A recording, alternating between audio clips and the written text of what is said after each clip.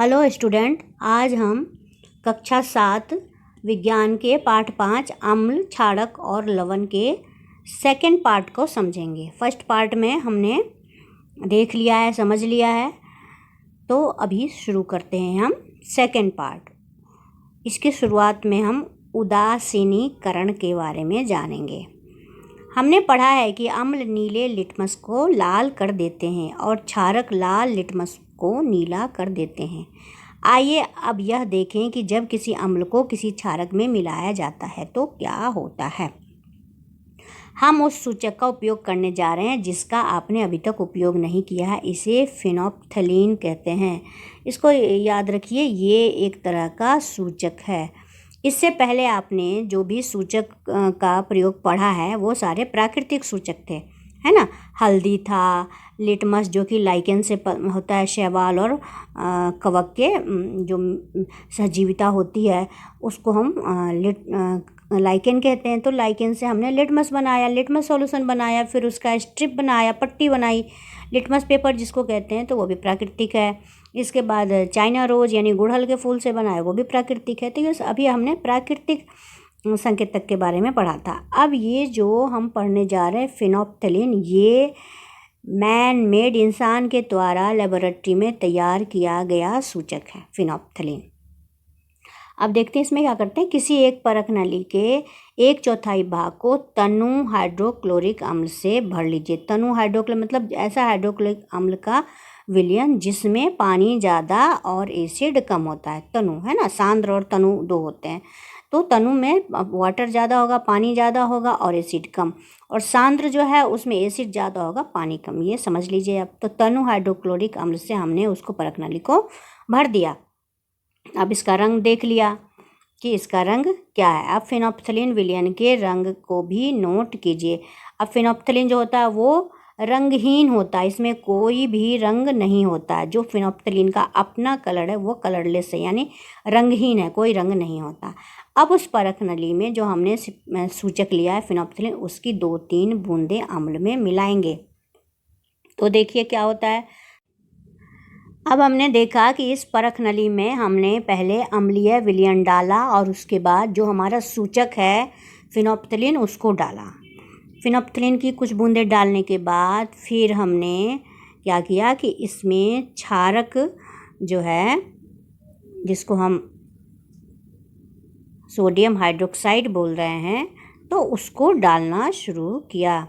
क्षारक ये देखिए sodium hydroxide. अब सोडियम हाइड्रोक्साइड की जो है बूंदें डालते जाएंगे और हिलाते जाएंगे। धीरे धीरे करके हम ये देखेंगे कि इस जो ये सॉल्यूशन है इसका कलर जो है वो धीरे धीरे करके हल्का गुलाबी हो गया। हल्का गुलाबी, देखिए कलर आ गया। अब इसमें समझने वाली बात यह है कि जो हमारा सॉल्यूशन था वो कलरलेस था, और जो हमने इंडिकेटर डाला, इसमें संकेतक डाला फिनोप्थलीन, वो भी रंगहीन ही होता है।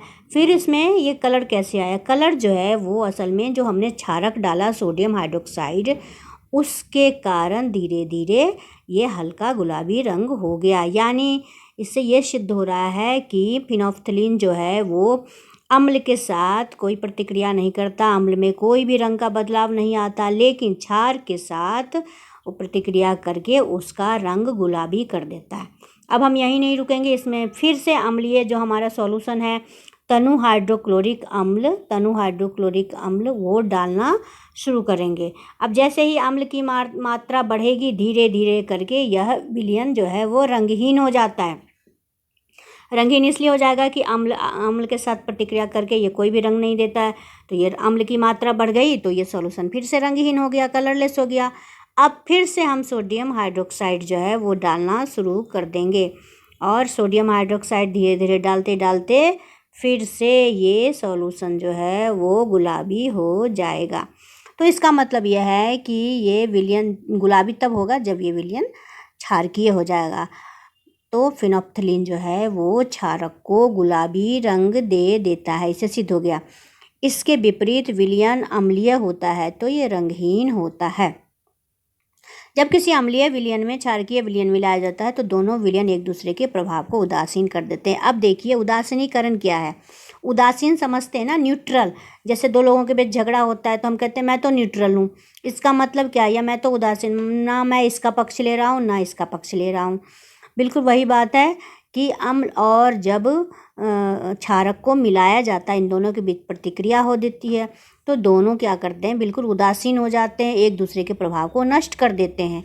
और नष्ट करने के बाद विलयन की प्रकृति ना तो, ये देखिए, विलयन की प्रकृति ना तो अम्लीय होती है ना क्षारकीय होती है, यानी अम्ल और क्षारक दोनों की ही प्रकृति लुप्त हो जाती है। तो इसके बाद क्या होता है कि सिर्फ प्रकृति तो ख़त्म हो गई इन दोनों की अपनी अपनी, और ये जो विलयन है उदासीन हो गया, और उसके बाद लवण बनता है, पानी बनता है और ऊष्मा मुक्त होती है। याद रखिए, जो उदासीनीकरण की प्रतिक्रिया है उसमें देखिए, उदासीनीकरण अभिक्रिया, यहाँ देखिए, उदासीनीकरण अभिक्रिया में सदैव ऊष्मा निकलती है अर्थात निर्मुक्त होती है। निर्मुक्त ऊष्मा से अभिक्रिया मिश्रण का ताप बढ़ जाता है, परख नली बिल्कुल छूने पर गर्म हो जाएगी और उनसे नया पदार्थ निर्मित होगा जिसको लवण कहते हैं। लवण अम्लीय, क्षारकीय अथवा उदासीन प्रकृति का हो सकता है। तो अब इसकी परिभाषा हमें अगर पूछा जा सकता है तो हम बिल्कुल ऐसे इसको याद कर लीजिए, अच्छी तरह से इसको याद कर लीजिए। किसी अम्ल और क्षारक के बीच होने वाली अभिक्रिया उदासीनीकरण कहलाती है। इस प्रक्रम में ऊष्मा के निर्मुक्त होने के साथ साथ लवण और जल बनते हैं। मतलब ये कि अम्ल और क्षार की प्रतिक्रिया होगी तो उसमें लवण बनेगा, लवण जिसको नमक या साल्ट भी बोलते हैं, और लवण के साथ H2O जल बनेगा और ऊष्मा मुक्त होगी, या याद रखिए ऊष्मा मुक्त होगी। तो इस तरीके से इसके कारण हमारी जो परख नली है वो गर्म हो जाएगी। अब लास्ट में ये है अम्ल वर्षा। अम्ल वर्षा, वर्षा तो सब समझते हैं। वर्षा में जब ज़्यादा मात्रा अम्ल की आ जाए, एसिड की आ जाए, तो वो अम्ल वर्षा हो गई। अब वर्षा में अम्ल की मात्रा कहाँ से आएगी, तो जितने भी हम घर में या ऑटोमोबाइल से या फैक्ट्रीज से जो भी धुआं निकलता है वो सारा हमारे वातावरण में जाता है, और ये जो है ये वातावरण में जाने के बाद ये बारिश की बूंदों में मिल जाते हैं, क्योंकि ये पानी में घुलनशील होते हैं। अब इस तरह की चीज़ें जैसे कि हम बोल सकते हैं कि सल्फ़र डाइऑक्साइड है, तो ये मिलकर के सल्फ्यूरिक एसिड बना देता है। नाइट्रोजन डाइऑक्साइड है, नाइट्रिक एसिड बना देता है। कार्बन डाइऑक्साइड है, ये भी गैस है ना, ये सारी गैसें मुक्त होती हैं, तो ये फिर कार्बोनिक एसिड बना देता है। तो इस तरह से बारिश के पानी में ये सब एसिड बन के घुल जाते हैं, और जब बारिश होती है तो ये एसिड वाला पानी, अम्ल वाला पानी नीचे बारिश के रूप में नीचे गिरता है। तो इससे क्या होता है, जो भी जहाँ भी ये पानी गया, नदी में, तालाब में, वहाँ पानी वाले जो भी जीव जंतु हैं उनको खतरा है। इसके अलावा जो फसल लगी हुई है तो फसल भी डैमेज हो सकती है। मिट्टी जो है वो भी लवणीय बन जाएगी, तो वो फसल के लिए उपयुक्त नहीं होगी। और सबसे ज़्यादा जो भी मॉन्यूमेंट हैं, स्मारक हैं, बिल्डिंग है, अच्छे अच्छे भवन हैं, ऐतिहासिक इमारतें हैं, सबको नुकसान पहुंचेगा। और इसका बहुत बड़ा उदाहरण है ताजमहल। ताजमहल की जो सुंदरता पहले थी, बिल्कुल दूधिया रंग कहा जाता था, वो एसिड रेन के कारण काफ़ी ख़राब हो चुकी है, पीला रंग हो गया है। तो इस तरह से अम्ल वर्षा आपने समझ लिया है अच्छी तरह। अब है अम्ल, जो मैंने पहले बताया, अम्ल जमा क्षारक, यानी अम्ल को हमने क्षारक से मिलाया तो लवण बना यानी साल्ट बना, और प्लस जो है जल H2O बना और ऊष्मा मुक्त हुई। इसका उदाहरण दे दिया, हाइड्रोक्लोरिक अम्ल HCl जो कि अम्ल है, और सोडियम हाइड्रोक्साइड NaOH जो कि क्षारक है। ये दोनों मिले, दोनों ने एक दूसरे के प्रभाव को ख़त्म किया, डैमेज किया और उदासीन कर दिया, और उससे बना क्या, सोडियम क्लोराइड NaCl, और जल बना और ऊष्मा मुक्त हुई। अब है दैनिक जीवन में उदासीनीकरण के उदाहरण। दैनिक जीवन में जो उदासीनीकरण है उसका क्या क्या उदाहरण है, बहुत सारा उदाहरण है जो हम कभी गौर भी नहीं करते। पहला है अपाचन। जब हम कभी मसालेदार खाना खाते हैं तो क्या होता है, हमारे जो आमाशय में बहुत सारा हाइड्रोक्लोरिक अम्ल बनने लगता है। आपने पहले पाचन वाले चैप्टर में पढ़ा था कि हमारे आमाशय में HCl हाइड्रोक्लोरिक अम्ल बनता है जो भोजन को पचाने में मदद करता है। तो जब हम मसालेदार भोजन खाते हैं तो बहुत सारा हाइड्रोक्लोरिक अम्ल बनने लगता है, जिससे अम्ल की मात्रा हमारे आमाशय में ज़्यादा हो जाती है, जो हमारे लिए नुकसानदेह है। ज़्यादा अगर हाइड्रोक्लोरिक अम्ल बनेगा तो ये हमारे आमाशय की दीवार को ही नुकसान पहुंचाएगा और ये बहुत ही पेनफुल होता है। और ज़्यादा टाइम तक अगर इस तरह से अम्ल का ज़्यादा रिसाव हुआ तो हमारे आमाशय के अंदर घाव बन जाते हैं, जिसको कहते हैं अल्सर। आपने नाम सुना होगा अल्सर की समस्या। तो इनसे एसिडिटी से बचने के लिए हमें क्या करना चाहिए? एसिडिटी से बचने के लिए हम एक तरह का लेते हैं जिसको एंटासिड बोलते हैं, एंटी एसिड, एसिड के उल्टा। मतलब कुछ भी ऐसी चीज़ अम्ल की का प्रभाव निष्प्रभावी कौन करेगा? कोई क्षारक तत्व करेगा, तो उससे न्यूट्रलाइजेशन यानी उदासीनीकरण हो जाएगा और एसिड का प्रभाव ख़त्म हो जाएगा। तो इसके लिए हम दूध या मैग्नीशियम जैसी कोई चीज़ लेते हैं जिसको मैग्नीशियम हाइड्रोक्साइड बोलते हैं, मिल्क ऑफ मैग्नीशिया या दूध या मैग्नीशियम लेते हैं, जो कि एक क्षारक तत्व है। और इसको लेने के बाद क्या होता है, पेट के अंदर जो भी एसिड बन रहा है HCl हाइड्रोक्लोरिक एसिड बन रहा है वो उदासीन हो जाता है, उसका प्रभाव ख़त्म हो जाता है और हमें इससे रिलीफ मिल जाता है। जो भी हमें दर्द हो रहा है, अपाचन की एसिडिटी की समस्या हो रही है, वो ख़त्म हो जाती है। अब आगे है चींटी का डंक। जो चींटी काटती है तो क्या होता है, वो हमारे एक तरह से त्वचा में फॉर्मिक एसिड जो कहते हैं एक तरह का अम्लीय पदार्थ छोड़ देती है। तो अम्लीय पदार्थ छोड़ने के कारण क्या होता है, हमारे स्किन में खुजली भी होने लगती है, स्वेलिंग यानी सूजन होने लगती है और हम परेशान, पेन महसूस करते हैं। तो इससे बचने के लिए क्या होता है कि हम फिर वही बात है कि अम्ल है तो अम्ल को निष्प्रभावी करने के लिए हमें क्या करना होगा, कुछ ऐसी चीज़ें यूज़ करनी होगी जिससे अम्ल जो है उदासीन हो जाए। तो उसके लिए बेकिंग सोडा और या कैलामाइन सॉल्यूशन, कैलामाइन का कोई विलियन है तो उसका यूज़ किया जाता है। बेकिंग सोडा आपको पता है क्षारक होता है, तो उसको हम यूज़ कर लेते हैं, सोडियम हाइड्रोजन कार्बोनेट इसको, या फिर कैलामाइन विलियन को मल लेते हैं, वहाँ पर लगा लेते हैं, जिससे एसिड का प्रभाव ख़त्म हो जाता है और हमारी सूजन कम हो जाती है। कैलामाइन यहाँ दिया हुआ है कि कैलामाइन सॉल्यूशन जो है उसमें जिंक कार्बोनेट होता है, जिसकी वजह से एसिड का प्रभाव ख़त्म हो जाता है। तो उदासीनीकरण की क्रिया यहाँ काम आ गई। आपको ये प्रश्न में पूछा जा सकता है कि जो चींटी का डंक होता है, अगर वो चींटी का डंक है तो चींटी ने काट लिया किसी को, तो उस समय हम क्या उपयोग करेंगे? तो आप लिखेंगे बेकिंग सोडा या कैलामाइन विलियन। इन सारे में बहुत सारे प्रश्न बन रहे हैं तो उनको अच्छी तरह से याद रखेंगे। इंडाइजेशन या अपाचन की समस्या होगी तो हम क्या यूज़ करेंगे? तो उसमें आप लिखिएगा दूध या मैग्नीशियम है ना, मिल्क ऑफ मैग्नीशिया यूज़ करेंगे। अब आगे देखते हैं मृदा उपचार। मृदा यानी मिट्टी, मिट्टी का उपचार कैसे करेंगे? इसमें क्या होता है कि ज़्यादातर रासायनिक उर्वरकों का हम उपयोग करते हैं तो मिट्टी जो है वो अम्लीय हो जाती है। देखिए, रासायनिक उर्वरकों का अत्यधिक उपयोग मृदा को अम्लीय बना देता है। यदि मृदा अत्यधिक अम्लीय या अत्यधिक क्षारकीय होगी तो पादपों की वृद्धि अच्छी नहीं होती। यानी मिट्टी को एसिडिक या बेसिक अम्लीय या क्षारकीय नहीं होना चाहिए। उसका अगर वो मिट्टी अम्लीय हो गई तब भी पैदावार सही नहीं होगी, पौधे का ग्रोथ नहीं होगा, क्षारकीय हो गई तब भी। तो इसका सॉल्यूशन ढूंढना होता है कि मिट्टी जो है उदासीन रहे ताकि अच्छी तरह से पैदावार हो सके। अब अगर मिट्टी अम्लीय है तो उसे बिना बुझा हुआ चूना कैल्शियम ऑक्साइड अथवा बुझा हुआ चूना कैल्शियम हाइड्रोक्साइड जैसे क्षारकों से उपचारित किया जाता है।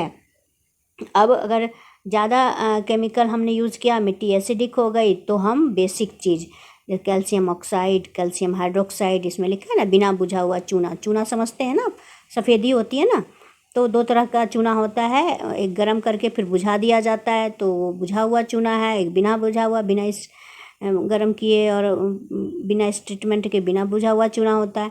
तो वो दोनों ही क्षारक प्रकृति के होते हैं। तो मिट्टी में इसको डाल दिया जाता है जिससे मिट्टी फिर से उदासीन हो जाती है, इसकी अम्लीयता ख़त्म हो जाती है और मिट्टी जो है पैदावार के लिए सही हो जाती है। इसके अलावा जब मिट्टी क्षारकीय हो गई तो क्षारकीय हो गई यानी कि उसमें क्षारक की मात्रा अधिक है। क्षारकीय हो तो इसमें जैव पदार्थ मिलाए जाते हैं। जो भी कंपोस्ट खाद हैं, देखिए कंपोस्ट खाद हैं या फिर मैन्योर हैं, तो ये ऑर्गेनिक चीज़ें इसमें मिला दी जाती है, जिससे क्या होता है, जो भी ये कंपोस्टिंग हम करते हैं या ऑर्गेनिक चीज़ मिलाते हैं वो एसिड रिलीज़ करती है, अम्ल छोड़ती है। तो अम्ल जो है क्षारक के साथ मिल करके उसके मिट्टी को फिर से उदासीन कर देता है और मिट्टी जो है वो उपज करने के लिए सही हो जाती है। अब है कारखानों का अपशिष्ट। अनेक कारखानों के अपशिष्ट में अम्लीय पदार्थ मिश्र होते हैं। जो कारखाना है वो कचरा जो छोड़ता है तो वो अम्लीय होता है, और ऐसी चीज़ों को अगर नदी में या जलाशयों में बहा दिया जाए तो क्या होगा, जितनी भी मछलियां हैं या जलीय पौधे हैं या दूसरे जलीय जीव हैं वो सारे नष्ट हो जाएंगे। देखिए, क्वेश्चन पूछा जा सकता है कि कारखानों के अपशिष्ट से क्या नुकसान है, तो मछली और अन्य जलीय जीवों को अम्ल नष्ट कर सकते हैं। तो अगर डायरेक्टली इनको छोड़ा जाएगा तो ये सारे जीवों को मार सकता है, ख़त्म कर सकता है। इसीलिए इनको छोड़ने से पहले इसका अच्छी तरह से ट्रीटमेंट होना चाहिए। इसमें बेसिक चीज़ें, क्षारकीय चीज़ें मिलानी चाहिए। जब क्षारकीय चीज़ें इस तरह से अपशिष्ट में मिल जाएंगे, क्योंकि अम्लीय हैं तो क्षारकीय मिलाने के बाद ये उदासीन हो जाएंगे, जिससे इनका कोई भी बुरा प्रभाव जलीय जीव जंतुओं पर नहीं पड़ेगा और ये इसका डिस्चार्ज करने योग्य ये हो सकता है। तो इस तरह से कारखानों के अपशिष्ट का भी उदासीनीकरण किया जाता है। अब आगे हम देखते हैं कुछ प्रमुख शब्द हैं। अम्ल। अम्ल तो आपने देखा कि अम्ल जो है स्वाद में खट्टा होता है, नीले लिटमस पत्र को लाल कर देता है और ये जो जल में सोलुबल है। तो ये सारे तो अम्ल के प्रभाव हो गए। तनु और सांद्र दो तरह के होते हैं। तनु जिसमें पानी ज़्यादा हो, अम्ल कम हो। सांद्र में पानी कम होता है और अम्ल ज़्यादा होता है। क्षारक हो गए। क्षारक जो है वो स्वाद में कड़वा होता है और हाथ से छूने पर बहुत ही चिकना मालूम होता है। जैसे सोपी बोलते हैं, साबुन की तरह, जैसे साबुन छूते हैं चिकना होता है, तो साबुन में भी क्षारक की मात्रा होती है, इसलिए वो इतना चिकना होता है। और ये लाल लिटमस पत्र को नीला कर देता है। अब है सूचक। सूचक जैसे कि हमने पहले पढ़ा कि हर चीज़ को मुंह में डालकर नहीं देख सकते कि कड़वा है तो क्षारक है, खट्टा है तो अम्ल है, ये तो पॉसिबल नहीं है। तो इसके लिए हमने सूचक का प्रयोग किया है ताकि उसको सॉल्यूशन में डालें तो वो कलर बदल देता है और बता देता है कि अम्लीय है या क्षारकीय है। जैसे कि लिटमस पत्र है, नीले को लाल, नीला लिटमस पत्र डाला अम्लीय विलयन में और वो लाल हो गया तो हम समझ गए कि ये अम्लीय विलयन है। या लाल लिटमस पत्र डाला और वो नीला हो गया तो समझ गए ये क्षारकीय है। तो ये सूचक हो गया, इंडिकेटर या सूचक। तो सूचक में ये लिटमस हो गया, लिटमस पेपर हो गया, लिटमस पत्र हो गया। उसके बाद आपको हल्दी हो गई, हल्दी के बाद आपको चाइना रोज या गुड़हल हो गया, बंद गोभी हो गया, जो कलर वाली बंद गोभी होती है वो हो गई। ये सारे प्राकृतिक सूचक हो गए। इसके अलावा फिनोप्थिलीन अभी हमने पढ़ा, तो फिनोप्थिलीन जो है वो लेबोरेटरी में बनाया हुआ मैनमेड सूचक है। उदासीन विलयन हो गया कि अम्लीय और क्षारीय विलयन को जब मिलाया गया तो दोनों एक दूसरे का प्रभाव ख़त्म कर देते हैं और वो विलयन उदासीन हो जाता है और इस क्रिया के फलस्वरूप लवण बनता है, जल बनता है और ऊष्मा निर्मुक्त होती है। उदासीनीकरण, बिल्कुल यही वाली बात उदासीनीकरण में लिखनी है कि जब अम्ल और क्षारक को मिलाया जाता है तो दोनों एक दूसरे का प्रभाव ख़त्म कर देते हैं और विलयन उदासीन हो जाता है और इसके फलस्वरूप लवण बनता है, जल बनता है और ऊष्मा निर्मुक्त होती है, ऊष्मा निकलती है, जिससे हमारी परख नली बिल्कुल गर्म हो जाती है। तो ये प्रक्रिया हो गई उदासीनीकरण। अब लास्ट में है लवण। लवण यानी साल्ट। लेकिन यहाँ पर यह बात समझनी ज़रूरी है कि साल्ट या लवण जो है उसको हमेशा आप खाने वाला नमक ही मत समझिए जो हम खाने में यूज़ करते हैं, सोडियम क्लोराइड NaCl, बल्कि साल्ट जो है एक टर्म है, जनरल टर्म है, जो जब अम्ल और क्षारक की आपस में उदासीनीकरण की प्रक्रिया होती है तो उसके फलस्वरूप एक कंपाउंड बनता है जिसको हम लवण या साल्ट कहते हैं। तो ये न्यूट्रलाइजेशन जो है, उदासीनीकरण जो है, उस प्रक्रिया के फलस्वरूप ये लवण प्रोडक्ट बनता है। इसका एग्जाम्पल हम ले सकते हैं copper sulphate salt, ferrous sulphate salt. तो इस तरह से ये चैप्टर आपका फिनिश हो गया, ख़त्म हो गया। आशा है आपको समझ में आया होगा। आप अपनी प्रतिक्रिया कमेंट सेक्शन में जा कर के कमेंट बॉक्स में दे सकते हैं। धन्यवाद।